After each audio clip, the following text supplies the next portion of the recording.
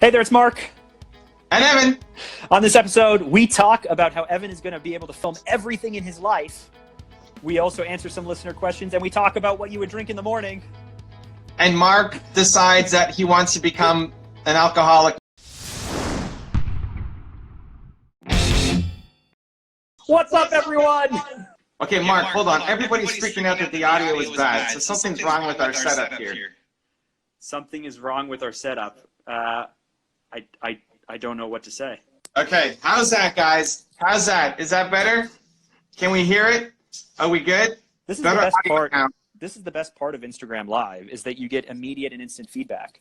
So, for example, Evan, you were a huge fan on your 90-day tour of doing an IG Live on your way to Costco in your Suburban. Your Bluetooth would be hooked up and you wouldn't even realize it. And then you would walk away from your Suburban. And for like 5 minutes, we are telling you as you're walking around Costco that we can't hear you. We can't hear you, Evan. We can't hear you, Evan. And you wouldn't even notice. But eventually you would see it. I love how tangled up your headphones are. This is amazing. Yeah, because I pulled them out. Mark is really just trying to buy time while his headphones are tangled up. Listen, I can do. I thought of you this morning because I'm still wearing my Tony Robbins bracelet. Yeah.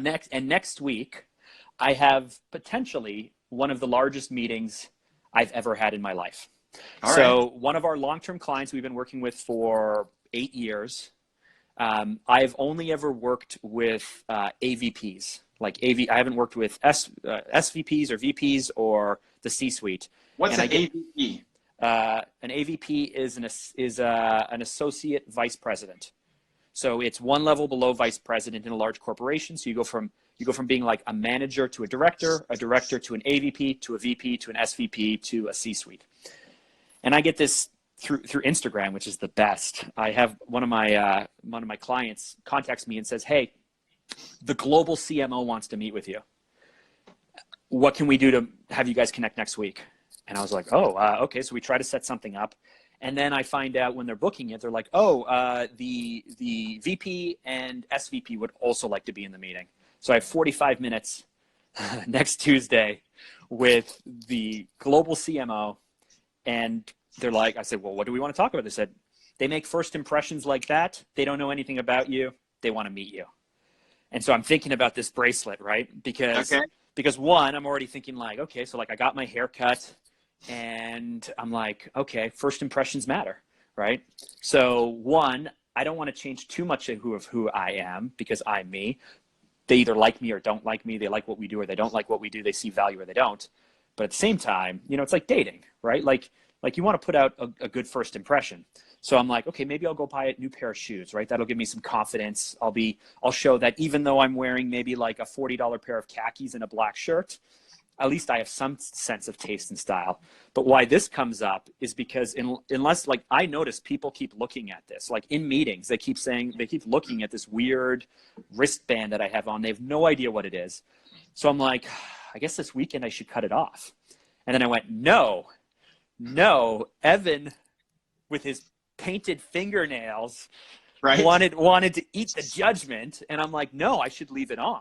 But then I start to think, they're going to look at it. So should I say like, hey, I'm leaving this on just because part of me wanted to cut it off for this meeting, but I'm not going to cut it off for this meeting because it represents a challenge to myself that I'm strong enough. And then I start to think, they're going to think this guy's crazy, or they're going to love the vulnerability. And I don't know which one because I don't know them. It's funny all the overthinking that happens inside Mark Drager's head. That was the cleaned up version. I didn't even tell you. As I'm driving, no music on, I'm just like spiraling into like, and I'm playing out every possible scenario. But what I've decided is I'm going to leave it on. If it comes up, it comes up. If I see them looking down on it, whatever, I'll eat the judgment. It's not a fatal meeting. If it goes well, awesome. If it doesn't go well, it's not fatal, right? What time is your meeting? I think it's at 9 a.m. Tuesday, 10 a.m. Tuesday. 10 a.m. Where is it? Like downtown Toronto? Downtown. Yeah. So maybe we should do like a episode before or like a coffee before, a bonus episode. Wow. We'll meet up at 8:30 somewhere for half an hour. Get you all ready. I'll already be downtown, so you'll have to come downtown if you want to do this in person. Well, we could do it. Get some Believe injection. Believe sauce. Get some Believe sauce. Yeah, Believe Pour it all sauce over me. for him.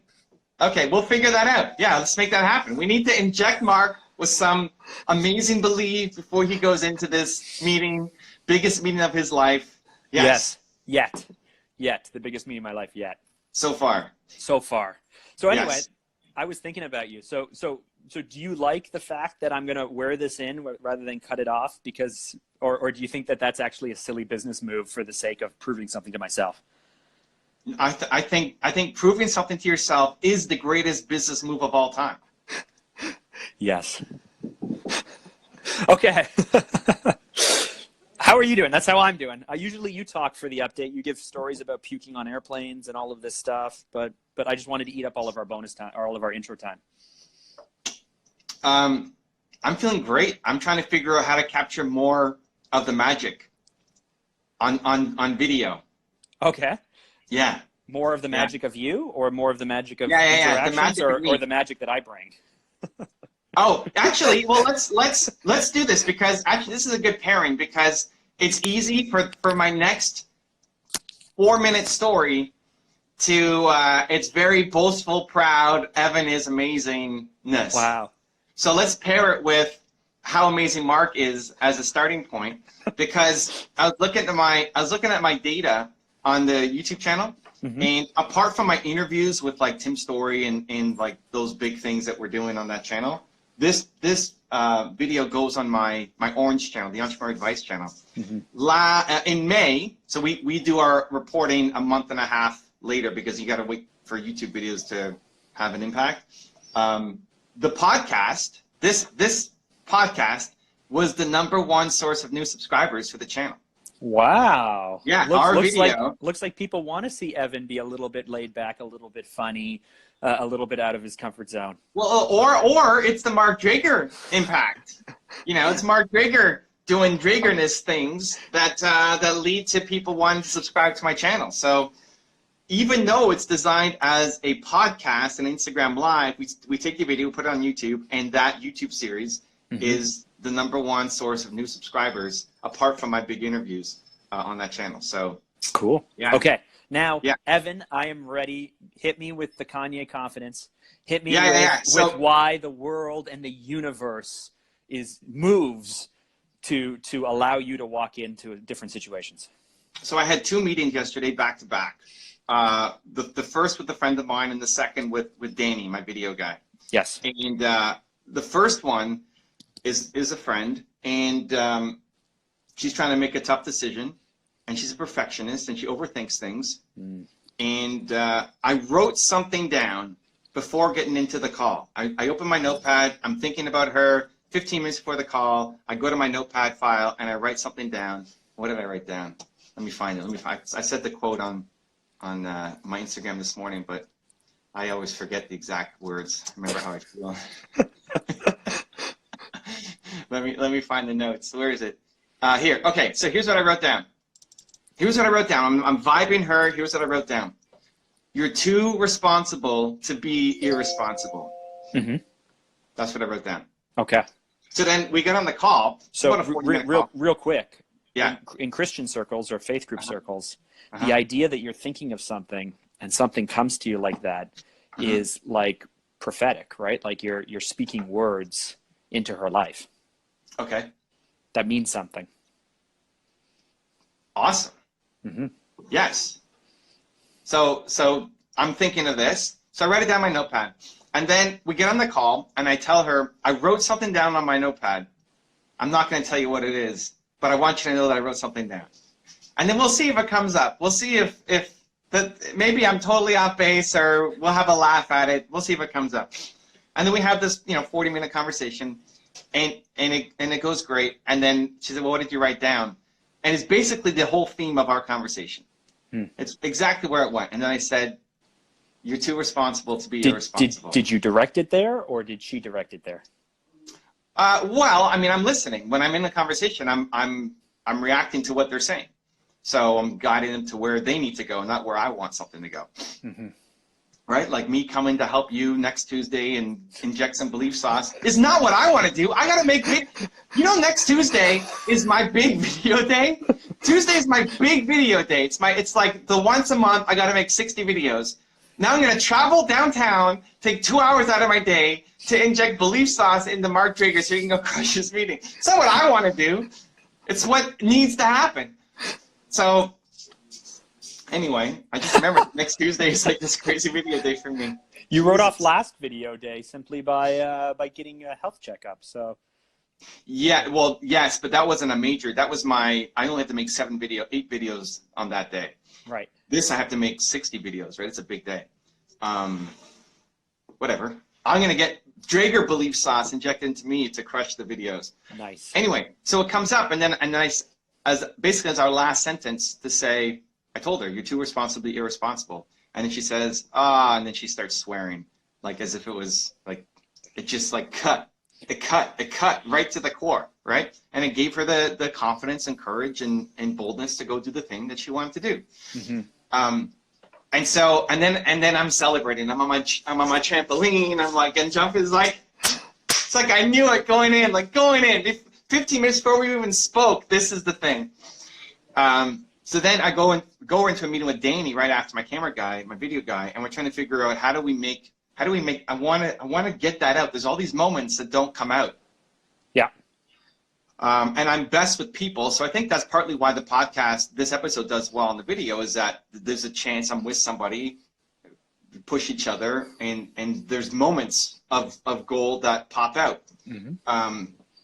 And so we're trying to figure out how do we capture more of this, short of having Danny like follow me around all day long. That's the answer. Yeah. That's the answer, is get yourself a Jason. Maybe it's not Danny, but get yourself someone who follows you around all day long, and you burn through tons and tons of footage, and you got a mic on you, and then you take time code notes of the things that really pop, and you ignore all the footage that doesn't. Yeah. I mean, most of my day is pretty boring. Of course. But then there's stuff that happens. But so this is the thing I learned. Like me, I feel silly. Like last week, Jason's last day, we talked about this in the last podcast. Last week, I had 2 camera people following me around for the entire day. Yeah. With lots of conversations that are going nowhere and will never go anywhere. Uh-huh. But what I've learned is that when that 4-minute magic happens out of nowhere, there's no time to say like, wait, hold on, start rolling the camera. Oh, yeah. And usually it happens because someone asks me something and I run out of my office and I'm busy spitting fire or giving them direction or love or whatever it is. And then I turn around and I go, Jason, did you get that? And he's like, oh, no, I wasn't rolling. And it's like, roll everything all the time. That's the answer.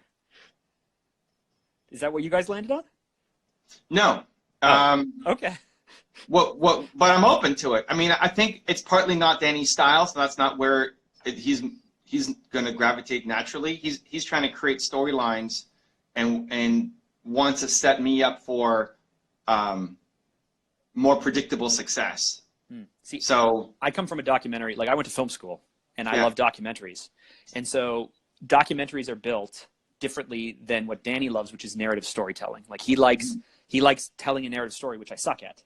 What I'd much rather do is operate with intention and know I'm going to have this type of conversation, so I may need it covered in this way.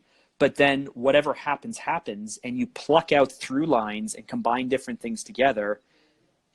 And even if you don't have quite the context, you can then go back later and create the transitions or the bridges or the context you need to after the fact. So if you record everything and something magical happens, you can just pluck awesome. But if you can't, you can always go back and say like, hey, I was having this conversation with this person, cut to the clip, come back to you and explain some more things or whatever you need to do. But that's the way I look at it. Not predictable. Chaos. Yeah, that's where I live mostly. Yeah. Like, well, how do you know? I don't know. When I'm talking to somebody, I will just make a decision and then it's over. And then that thing has to happen. Yes. Just like Tuesday, that has to happen.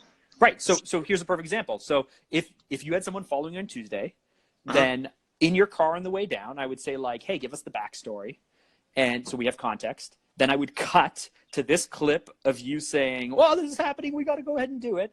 And then I would cut to you walking in and us having the conversation. And if none of it leads anywhere, then I would just whatever, ignore all the footage. Right, but then we also need to make sure we have a weekly video that's going up. Yeah, dude, if you have someone following you 2 or 3 days a week, yeah. So like your CEO day is garbage, right? Like, you know, you're being inclusive. Your Monday day with your team is going to be amazing. That makes a lot of sense. Your Tuesday YouTube day, right? Tuesday's YouTube day? Mm-hmm. That probably doesn't make sense. Your Thursday, your probably your Mondays, Wednesdays, Thursdays. Have someone follow you 10 hours each of those days, and you don't have to worry about whether you're going to have enough video content to go up. There's going to be so much amazing things that you capture. Yeah, I guess it's not Danny's style. He Right. likes narrative, so Right. we're trying to co-create, maybe in the next iteration, Mm-hmm. right? I mean, so the solution we landed on was having the Becoming series where people come in and meet me and we film it and put on the channel, doing more selection behind it, so having them submit a 1-minute video as to why they want to be on the show, so Danny can cast a little bit, pick people who have a good story. Because right now it's whatever. I just pick somebody like, hey, who wants to be on my show next week? And people say yes, and it becomes a show. And then I need to care. I always care about people, but I need to care about, like, we need to get to a deeper problem, not just, hey, how do I grow on social media? And then we end up super high tactical, which is still good. There's a lot of information and knowledge, but it's not as good of a show. Anyway, somehow this turned into a coaching session, which isn't even the topic we're going to talk about today. I appreciate the feedback because I'm struggling with it. I mean, my struggle is I want to there's a lot of magic that happens that I think could be very helpful for people. Mm-hmm. That does not get recorded, filmed, put on the channel for other people to learn from. Example, like you say, video day isn't a great day to film.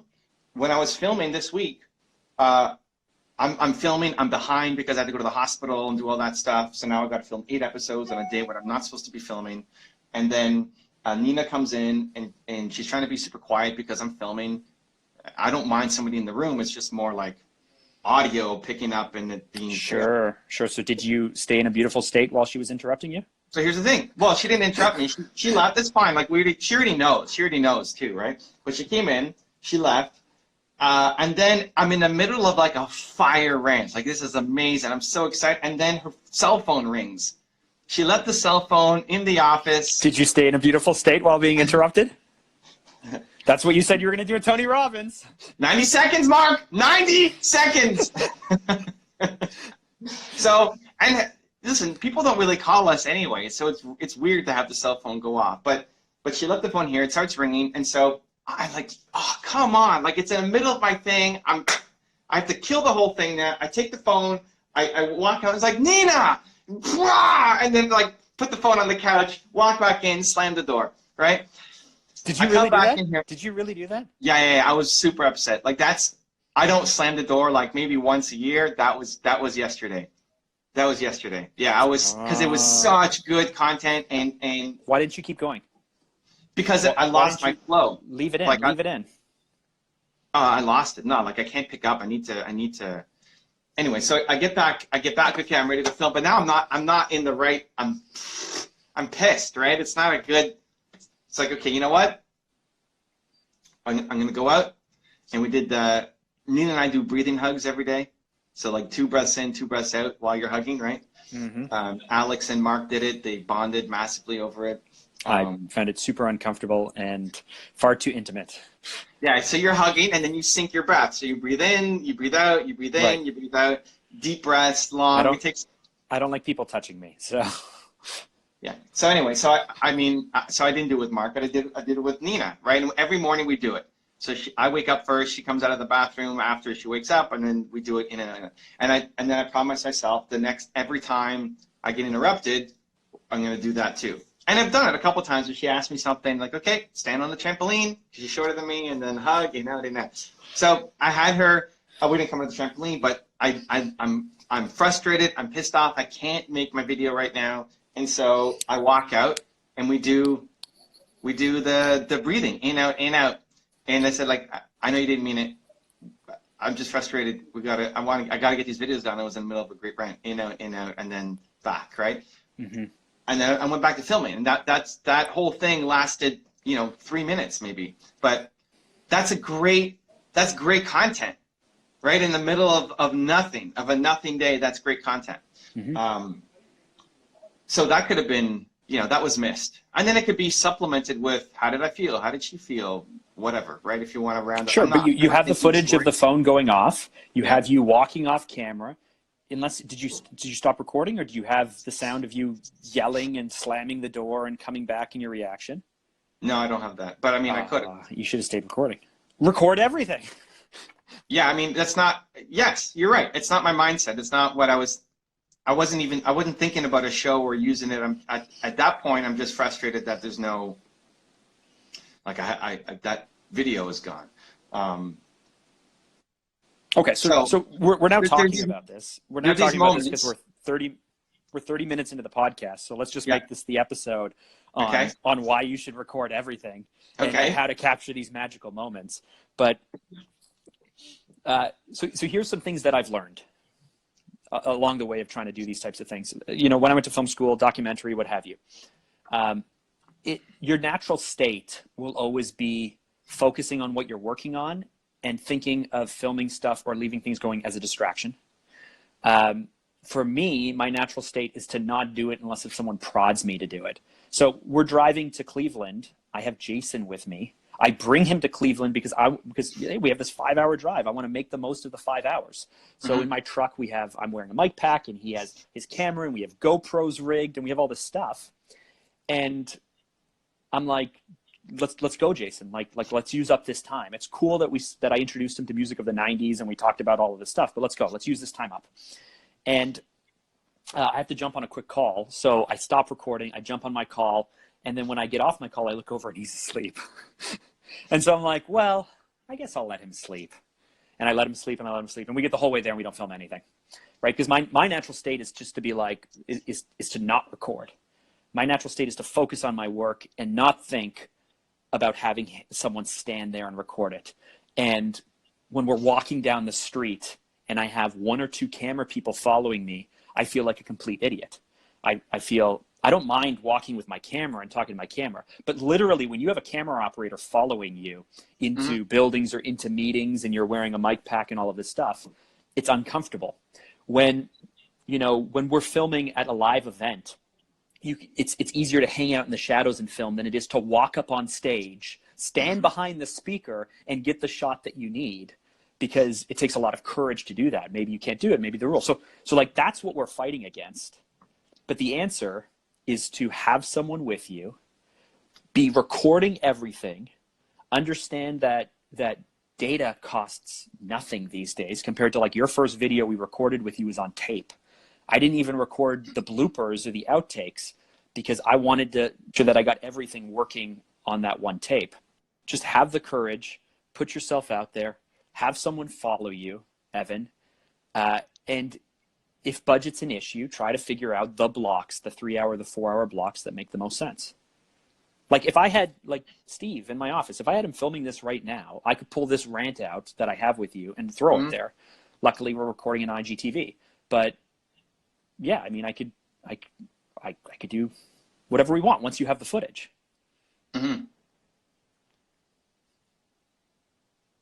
Yeah, I think what you said that really crystallized it was this is a documentary style and Danny likes a narrative style. Yes. So it's just not the thing that Danny does. Yeah, and we've talked about this, and I've seen this. Like when we were at your 3-day thought leadership event. So I attended your third graduating class. We're coming back in September for anyone who's interested. We're coming back in September, but I was watching how he filmed you and Alex, and I just wouldn't even think I wouldn't even think to cover the event the way that he covered the event, where the cameras were located, how he shot, how he mixed, how he like in real time was switching from camera to camera and all of that stuff. And it's not that what I'm doing is right and what he's doing is wrong. It's just what do you need, Evan? Like, or you could be like Tim Schmoyer, right? You grab your camera. You grab your camera and you walk around talking to it and vlogging and doing all of those things. but the answer is still always to record like as much as possible. And yeah, dude, like you're in your office all the time. There's no reason why, you know, right now you're speaking on your phone, but you have your office set up where you have your screen and you have your camera. There's no reason why you can't set up a second camera on your screen, put on a lav that goes to a recorder that just records all day long, and it, you know, and you have the footage, and why you can't have a third camera to break the fourth wall. And now suddenly whatever happens in that little box that you call your office is not only your main camera, but also the behind the scenes camera of everything else you're doing, and just hit a bunch of buttons and record, and away you go.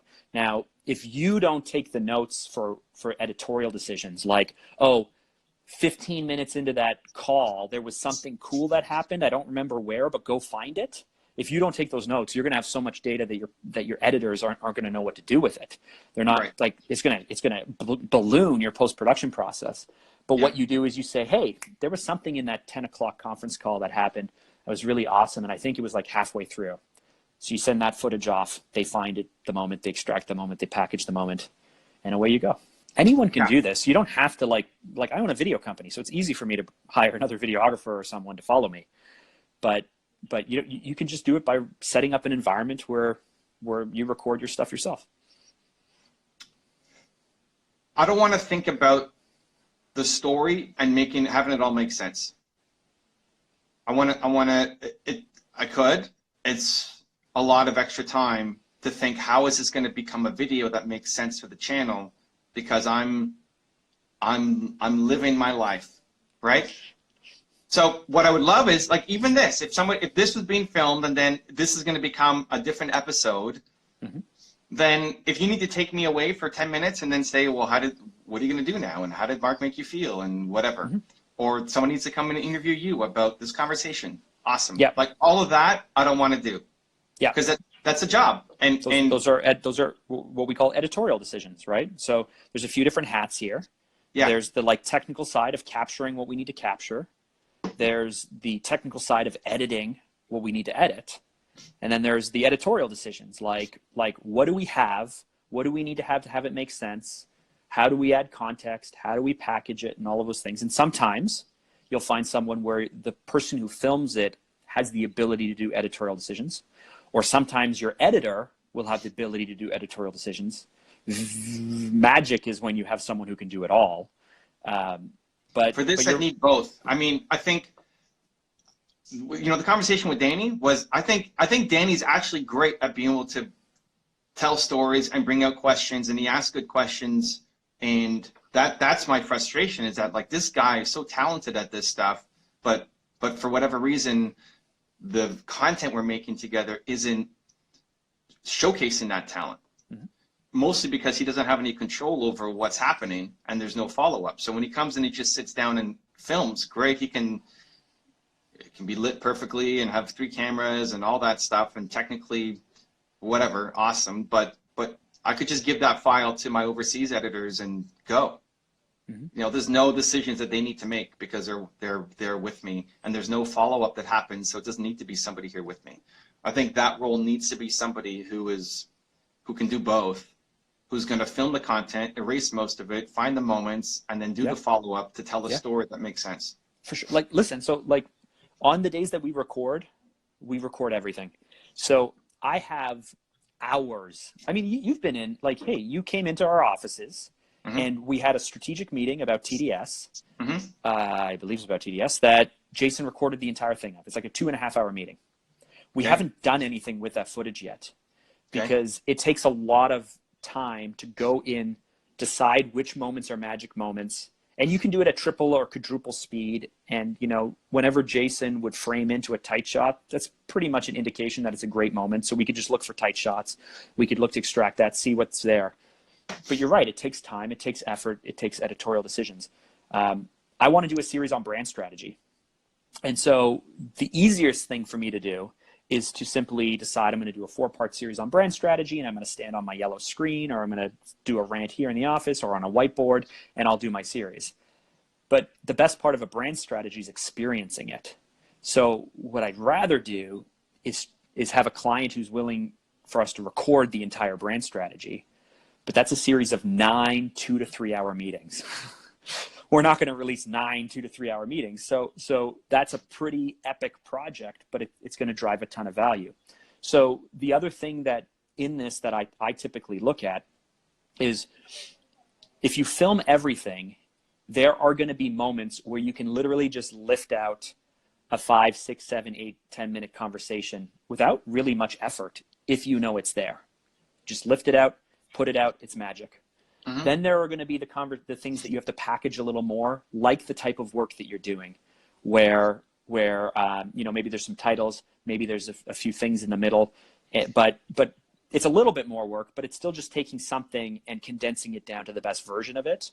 And then there's like the epic level, which is like we have something here, but alone it makes no sense. So Gary Vee is great at this, right? His team will take 8 different thoughts over the course of 4 different years, set it to music, and in itself create something that says something new. And that's the editorial thing. So, So you could look to build your way up as well.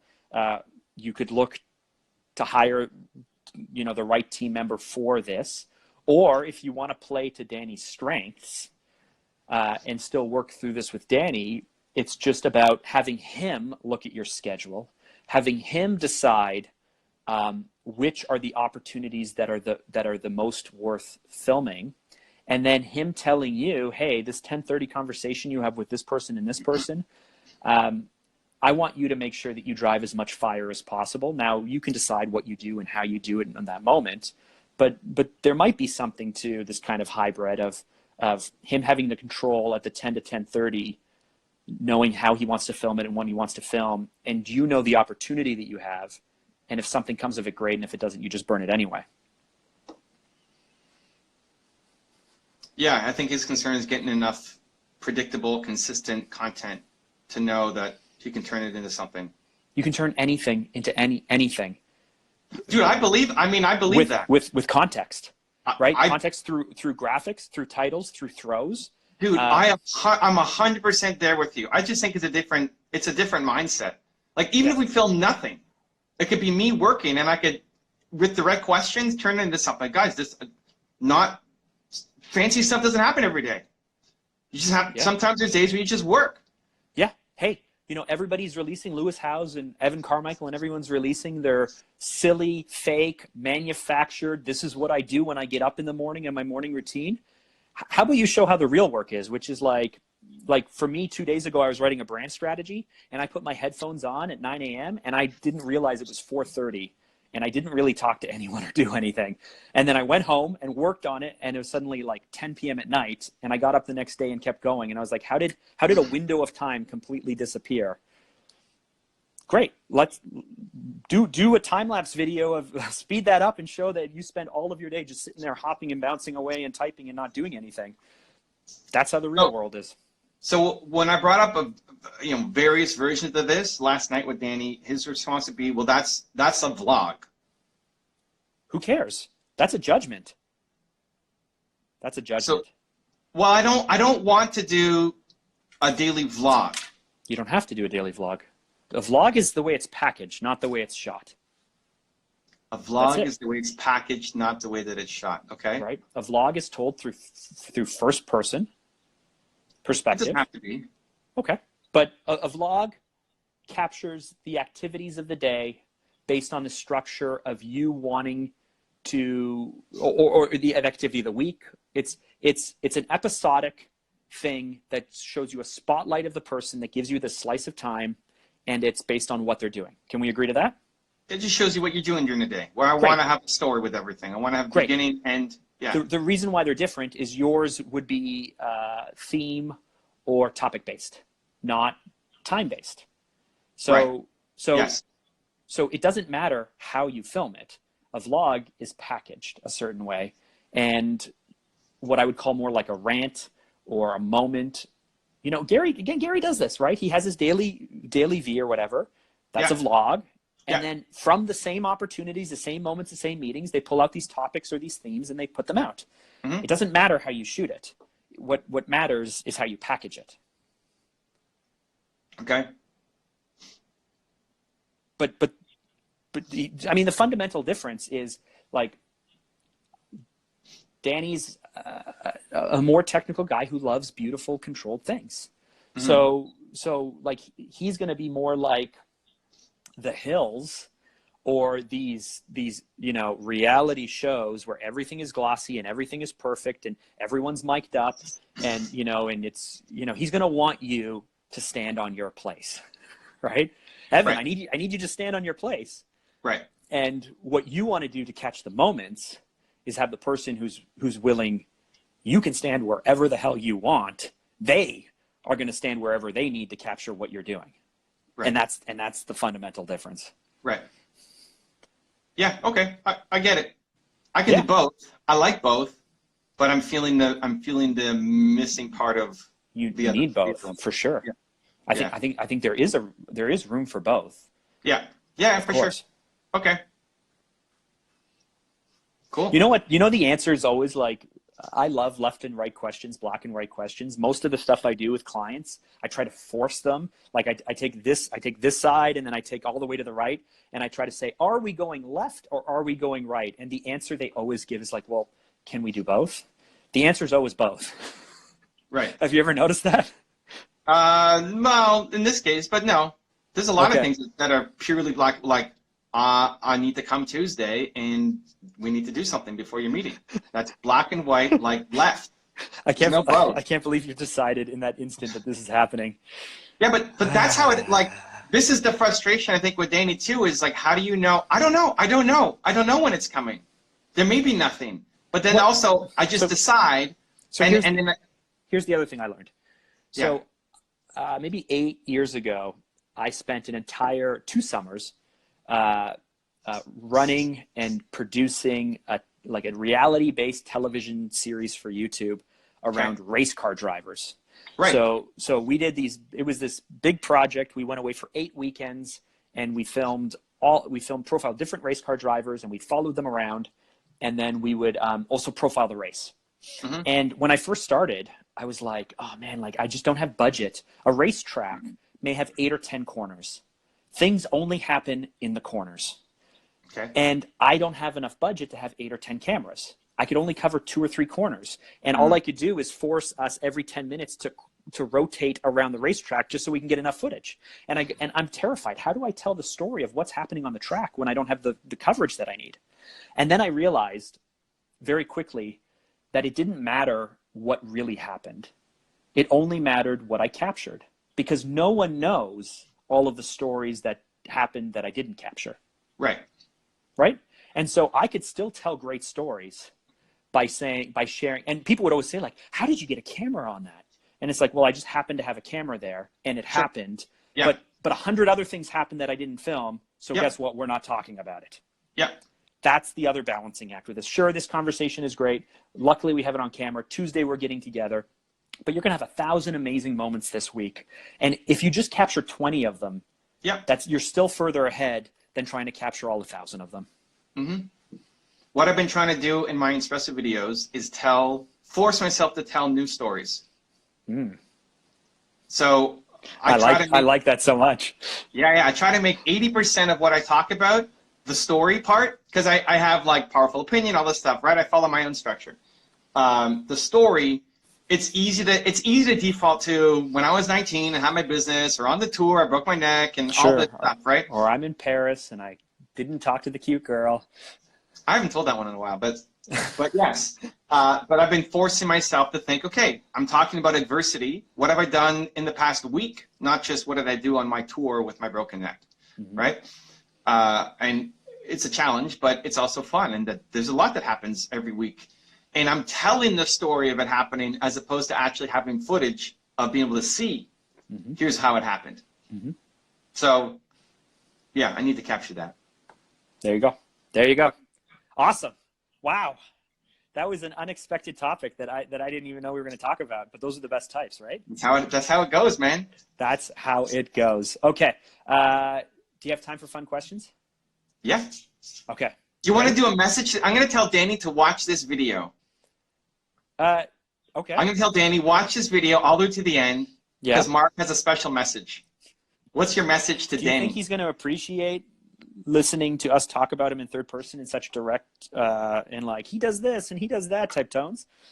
I hope so. I mean, I love Danny. It's not a knock on what Danny does. It's figuring out how best. My frustration is I think Danny's a genius, and I'm trying to figure out how do I bring out that genius to complement what I'm doing, and then help him get to the next stage for what he wants to do.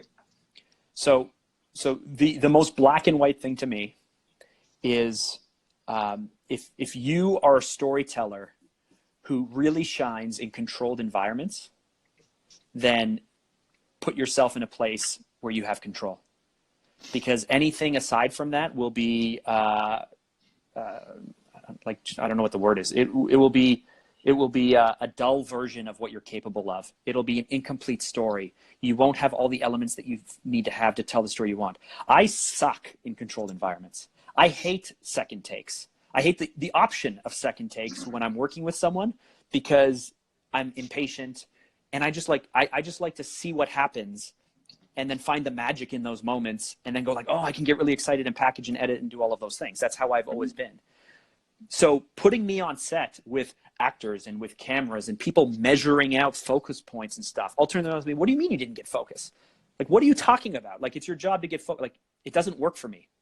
So leaning in to what works for him, having him demand of you, Evan, to be in those environments is where you will yield the best results.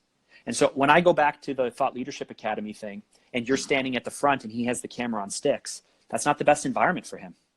Like that's a better environment for my shooting style, which is, you know, I'm standing and I have the camera, and as you sway from left to right, I'm swaying from left to right, and I'm panning to get the audience reactions, and I'm going around like a crazy person. So either figure out the environment where he can really shine and have him and give him the power to place you in that environment, which I know you're doing this experiment video and all this stuff, and it sounds more like that environment. Or be comfortable with mediocre results. I mean, like, yeah, he likes, sure. He's better at control. Okay. Fun questions. What do we got? Fun questions. I want to get to also some listener questions as well. Oh, okay, listener questions. Well. So, but we're fun question first. Other than the glass of water that you have to drink when you wake up every morning, because I told you have to drink a glass of water every morning, what would be the number one thing that you wish you could drink every morning? That I wish I could drink every morning? The number one thing I wish I could drink every morning. Yes. Wow. Like anything. Yes. Oh my gosh. I wish I could drink. We're not talking diets. We're not talking, because I know your answer's like coffee, bullet coffee, whatever. No. What's the one thing that you wish you could drink? I got that right here. What's the one thing you wish that you could drink every morning? Every morning. Yeah. Maybe I'll just go like tomorrow morning, because if I think every morning, I'm probably gonna get grossed out by it. Fine. What's the thing you wish you can drink tomorrow morning? Tomorrow morning. Yeah. Okay. I'm gonna go with some kind of milkshake. Yes, that's what I was gonna say. I'm gonna go like vanilla base, only because that allows me to put a lot of French vanilla. Yeah. French vanilla milkshake. Okay, I could go there with you. French vanilla milkshake with some accents. Caramel swirls for sure. Wow, nice. Yeah, some salted something in there, like rock salt. Yeah. What about a tiny bit of coffee flavor, maybe? French vanilla with coffee? It could. I just don't want it to dull out. Coffee is strong. It might take over. Like Oreo crumble on top. I've never seen you close your eyes and go so much into the moment. Some high quality whipped cream, not like the Tim Hortons garbage whipped cream. Like good, like yummy, frothy whipped cream. Maraschino cherry on top. You're there, right? You feel it? You feel it? Yeah, man, yes. I'm so happy right now that you said milkshake, because that would be my go-to thing. But if it was every day, I feel like I would get grossed out. Like if I had to wake up every morning and drink a milkshake, I feel like I'm gonna. It's nasty. Whatever. But for one day, to have it every day. For sure, man. Yeah. The other side of me thinks like, what would a liquid, like I'm trying to think what would my favorite food be, and how to, if we made it a liquid, how would it taste? That sounds disgusting, because you're gonna like pick your mom's pasta, No, homemade rigatoni pasta. or something. No. Pick I'm a sweet tooth, dude. I'd pick a sweet tooth. I would pick like, I wonder what like my favorite donut might look like. Okay. Blended up. Let's go. Question 2. What's your favorite donut? Favorite donut? I don't know. Did you see? There's a new Tim Hortons that's coming out with these crazy donuts with like Fruit Loops on top, and I don't like what Tim Hortons is doing. Like they're releasing hamburgers now, and like just like what is going on? Their brand equity is just eroding. I'm excited for the new donuts. It's not open yet, but we're gonna go there when it opens. Favorite donut? I mean, the classic staple would be Boston cream. I like the wet foods. I like having something inside. I like Oreo donut is fantastic. Is it called a cruller? I think it's Cruller? the one that's like really fluffy. It's like really fluffy and so good. There's a new one. They have a special. I think it's Special Olympics. They have a cruller with whipped cream and something in the middle, and then another, like they cut the cruller open and they put whipped cream and something inside. I like the really big fritters as well. Like they're nice and dense. Oh, they're okay. Yeah, those are okay. But I want some cream inside. The Oreo donut. I've been on keto nonstop for. When did I declare that I was going to go on keto? 6 weeks, I guess. 5-6 weeks. You've been crushing it, dude. You've been crushing it. Yeah, I'm going away for the weekend this weekend, and I was doing some research. Did you know that you can drink alcohol on keto as long as it's just straight spirits with club soda? Yeah, like vodka. Vodka soda is usually what I drink. What I used to drink was vodka soda with a little bit of lemon. But I thought you couldn't have any alcohol at all, so I haven't had any alcohol in. You have to go hard. You got to go with the hard stuff. Yeah. You can't. I don't drink at all, so I don't. Yeah. Nina said, "Hey, I can drink vodka on keto." Like, oh, okay. Yeah. Vodka soda. That's where it's at. There's still some limit though. For I forget what it is. Like a limit in terms of number of drinks? Yeah, there's still something in it, but definitely vodka over beer or wine or something for sure. You can. I haven't had anything though. Yeah. So like I hang out with friends and I'm just like, yeah, you can drink. I'll have just this club soda, but I didn't realize I could add vodka to it. So new breakthrough. Mark's gonna get drunk. We'll see. Okay, let's hit some questions. I don't have the box in front of me, so I can't see. Oh, okay. Things, but you are driving this ship, Mr. Carmichael. Got it. Okay. ER equals RE. Mark, thank you for signing my book in Richardson. Yes. Richardson, Texas. Mark signed his first book. Thank you for the knowledge, guys. Erasmo. No question there. Just wanted to show some love. I appreciate that. Mark helped me write the 254 Confidence book, and then Erasmo bought it, and then he brought it to our meetup in Dallas, or Richardson, Texas, and then Mark signed the page. I think it was on the acknowledgement page, right? Where I talked about you. I've only acknowledged one person in all of my books combined. Not his parents, not his wife, not his kids. No, this guy. Just Mark Drager in the 254 Confidence book. And so he signed his first book. There you go. Okay. Okay, let's see what else we got. Bear Jama. Can big fails and mistakes lead to success if you aren't affected by them? Oh, that's an interesting question. How can it be a big fail if you're not affected by it? How can it be a mistake if you're not affected by it? It's just life. I think those two things, like if you're having a big fail, if you're making big mistakes and they don't mean anything to you, then I don't see how it would affect you positively or negatively. It's just you're in ignorance, you're living in bliss. It's just something that's happening.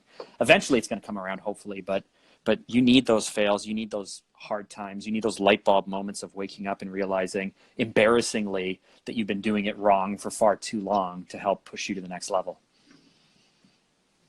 Yeah, I like Mark's take. I agree. And I think ultimately your purpose comes from your pain. So those big mistakes and fails are a prerequisite, for your success. You will not have success. The amount of success you have is in direct proportion to how much you fail and make mistakes. Let me tell you, so as part of our brand strategy, I have every one of our clients read your one word. Like homework number 1, week number 1, you have to read your one word. So I'm finishing up a brand strategy with a client yesterday, and we're walking through all of the findings and everything else. And he hands me back your book, and he said, "This is an amazing book. Like I've told 10 people to buy it and read it, And at my other firm I'm a part of, I've told the whole leadership team they have to read it. I said, well, Evan's working on another book. So it's really, really interesting.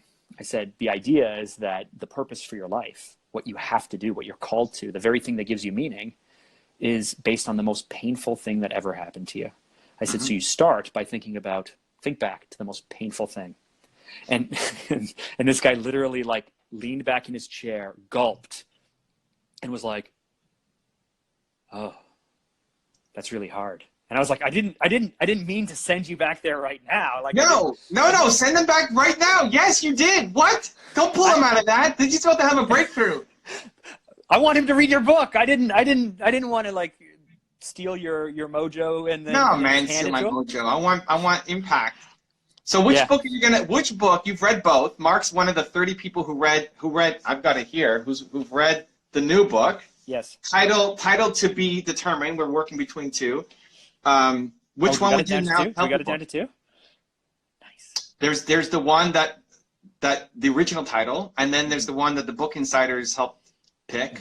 That my publisher is now. My agents are talking to the publisher to see. So here's the answer I would give. So if someone is already in business, or already with a lot of experience, and I think that they're more passion led, I would have them read your one word, and then I would pair that with the 7 levels exercise. Are you familiar with 7 levels deep, right? Where you ask why are you doing this, and then you ask why, and you keep going levels deep. I think that's a good pairing. You know what? This is a. You know what? This is a shortcut. That 7 why is garbage. This cuts right to the core. I just realized it. Okay. I'm saying that if someone is already very, very self-aware and already a leader and already moving through that, I would pair those 2 things up. Your one word goes way deeper into your one word than your new book does. And I would do that. If someone, though, is a little bit higher level, a little bit earlier, a little bit more unsure, you know, they're not coming to me and saying like, I'm building this company and I'm doing this. Then I would 100% go to the purpose-based book, the new book you're releasing, because to me, that is like, that gives so much life directional clarity as opposed to your first book is so much, in my opinion, more tactical type clarity. Mark's featured in both books, so he could go off either way. I did get compliments from Steve, from our friend Steve Southland, right? He said that he read the book and he found my founder story, my foundation story, very, very meaningful and moving. So I sent him a copy of it and told him to write his own. All right, cool. Yeah. We got a little bit of time for a few more questions. What else do we got? Okay. Alex Berger. I'm afraid it will destroy my life. I want to become a director, but will succeed if I do not study. He's not sure if he'll succeed if he doesn't study. I want to be a director. I'm afraid I'm going to destroy my life. So if you love film, all directors that I admire and look up to are passionate about storytelling. They're passionate about film and the mechanics of it. You don't have to study, you have to do. So being a director is about working with people, being able to set the scene, set the tone, being confident in how you want people to play out, and then knowing in post-production that you're going to be able to shape the story and go back and fix certain things. But all of that only comes through experience and doing. And so if you're the type of director who wants to be a director but only shoot things once a year or once every 2 years, or you're waiting for someone to come along and hand you a project, you're going to run into trouble. So learn through YouTube, learn through picking up the camera, learn through getting people together and shooting indie things, and through post, and make all of your mistakes on set and in post-production. Don't expect your schooling to teach you any of that. Because I went to film school and I walked out saying like, I can't wait for the world to hire me. And guess what? No one cared that I graduated. No one cared. I learned everything by being in the real world. You're too responsible to be irresponsible. I took it as he's not in film school, he's doing something else. And he wants to be a director, but so start directing. Go. Yeah, like go. It's not fatal. Give yourself a year, go do it. You can always come back to the life you had if you don't like the path that you're on. Yeah. Go. It's not fatal. Yeah. You're ready. Stop waiting. Stop slacking. Let's go. Stop being afraid. Stop being afraid. Decisions that you make out of fear are always the wrong ones for you. Always. Okay, Mark, put a bow on this thing. Evan, Thank you so much for your time. If you want to see the last episode of my podcast with Mark, it's fire. The link is right there next to me. I think you'll enjoy it. Continue to believe, and I'll see you there. Talk about drugs. Let's do it again. Me sleeping with Mark's wife.